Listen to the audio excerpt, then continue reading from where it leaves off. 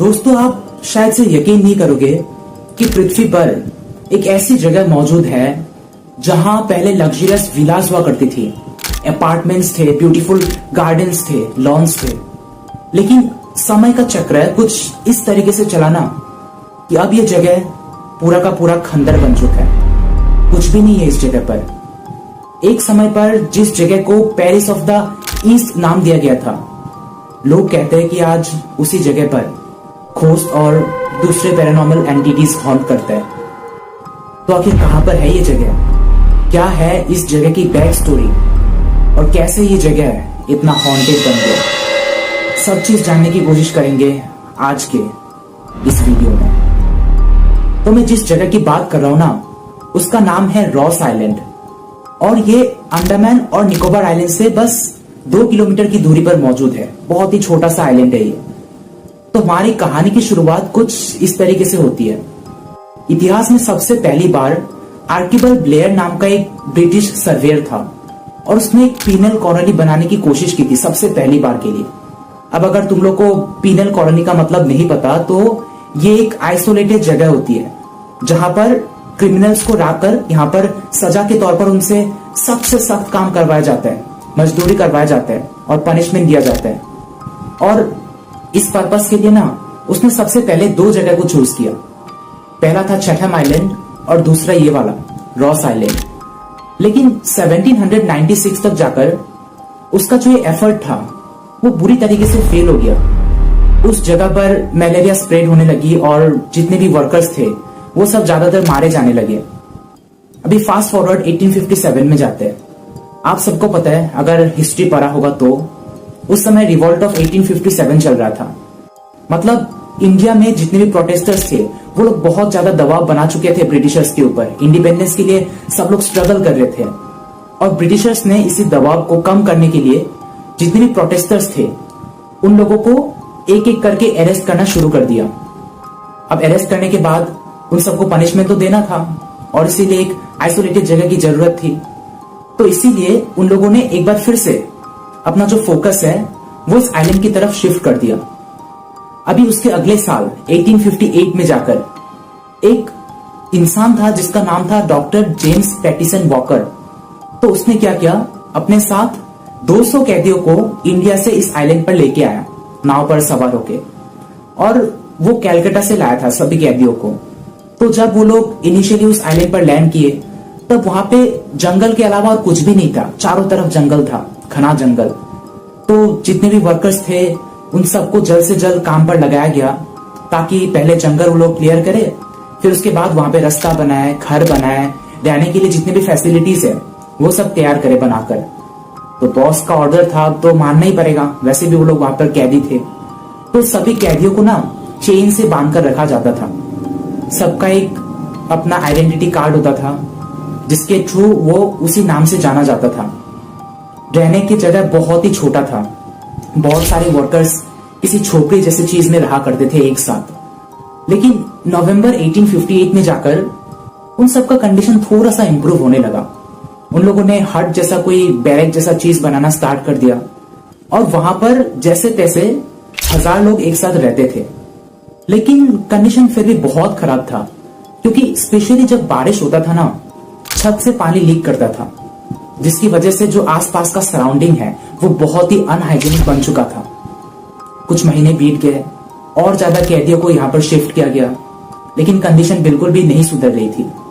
ऊपर से इतना अनहाइजीनिक कंडीशन होने के कारण वहां पर मलेरिया, डायरिया, निमोनिया ये सब बीमारी स्प्रेड होने लगी और वर्कर्स ज्यादातर मारे जाने लगे। तो जो ब्रिटिशर्स थे वो लोग ट्रीटमेंट के नाम पर उन लोग का खुद का कुछ ड्रग्स था, मेडिसिन था खुद के द्वारा बनाया गया, जिसको वो लोग नाम दिया क्विनाइन। तो उसको जोर जबरदस्ती जितने भी वर्कर्स थे उन सब पर इस्तेमाल करने लगे, उन सबको खिलाने लगे। और जो दवाई था उसका साइड इफेक्ट बहुत ज्यादा था, जिसके चलते वर्कर्स को डायरिया होता था और वो लोग डिप्रेशन में भी चले जाते थे और डिप्रेशन में आकर आपस में ही एक दूसरे को मारने लग जाते थे।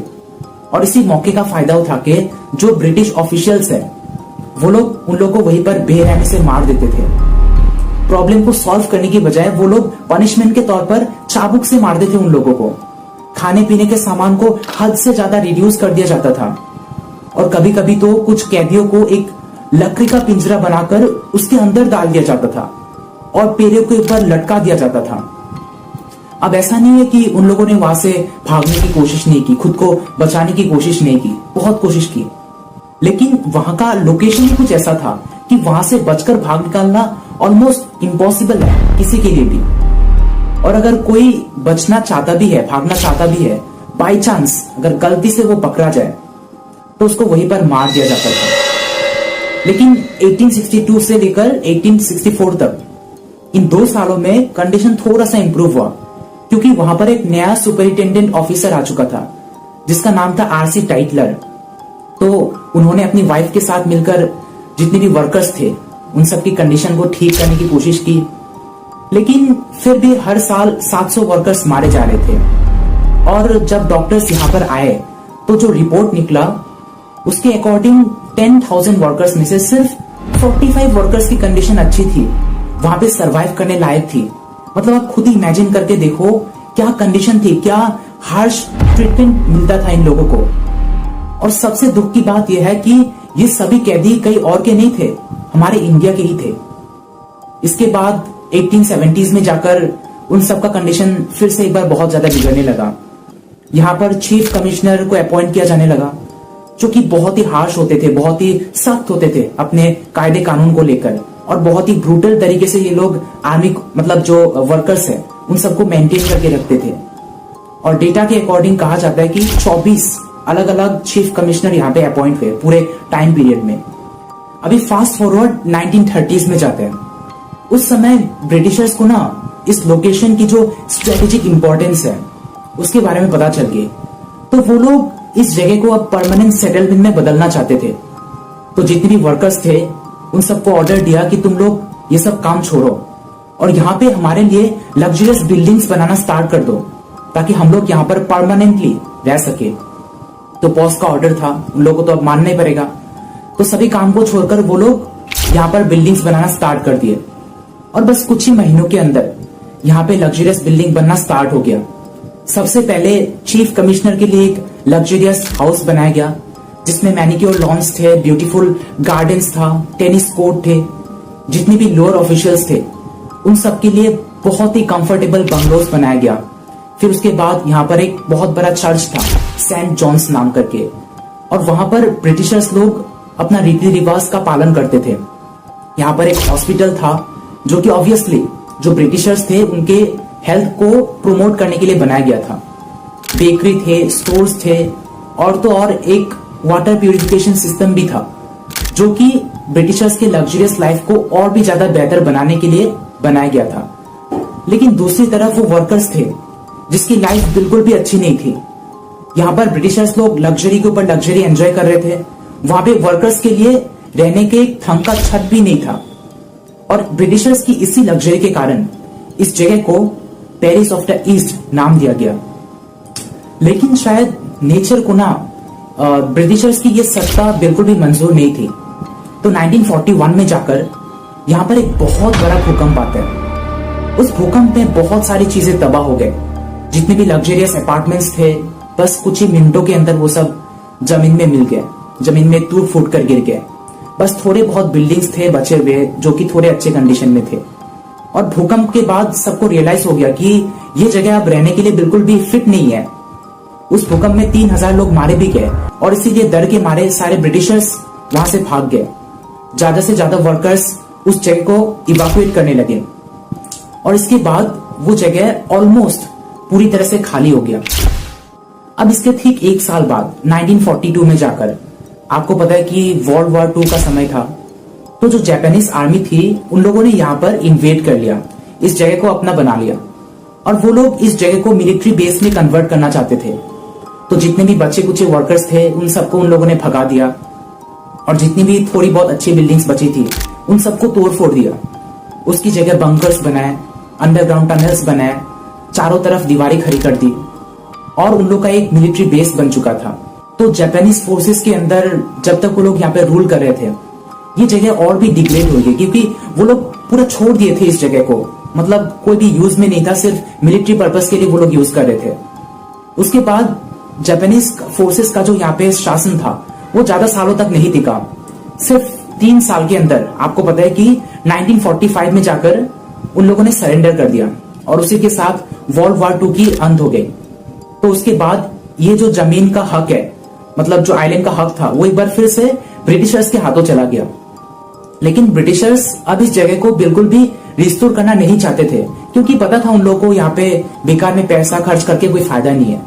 तो इसीलिए उन लोगों ने अपना फोकस इस बार पोर्ट ब्लेयर की तरफ शिफ्ट कर दिया और पोर्ट ब्लेयर को वो लोग अपना नया एडमिनिस्ट्रेटिव सेंटर बनाना चाहते थे, ताकि वहां से जितने भी बाकी आसपास के आइलैंड्स हैं उन सब पर वो लोग कंट्रोल जमा सके।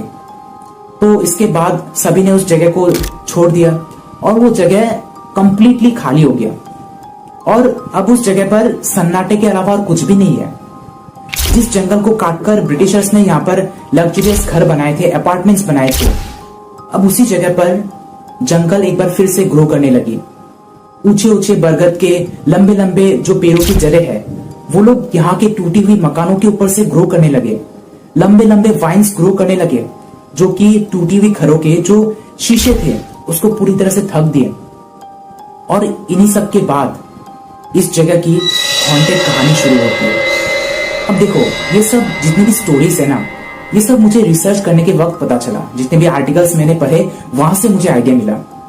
लेकिन ये कहानी किस हद तक सच है वो मुझे क्या, शायद से किसी को भी नहीं पता, क्योंकि ये जितनी भी कहानी है ना वो सब यहाँ के लोकल पीपल और जितने भी विजिटर्स हैं उन सब के एक्सपीरियंस के ऊपर बेस्ड है। तो लोग कहते हैं कि यहाँ पर जो सबसे हॉन्टेड जगह है वो है चीफ कमिश्नर का घर, जो कि बेशक अब टूटी हुई कंडीशन में है बुरी तरह से। तो लोग कहते हैं कि उस जगह पर एक शैडो जैसा फिगर दिखाई देता है उस टूटे हुए घर के अंदर से, जो कि एक टूटी हुई शीशे से हर वक्त बाहर दिखता रहता है, पूरे आइलैंड को गार्ड करता है वो। और कहते हैं कि अगर कोई उसके सामने जाता है तो वहां पर पियानो की आवाज सुनाई देता है, जबकि वो पियानो कई साल पहले वहां से हटा दिया गया था। How is that even possible?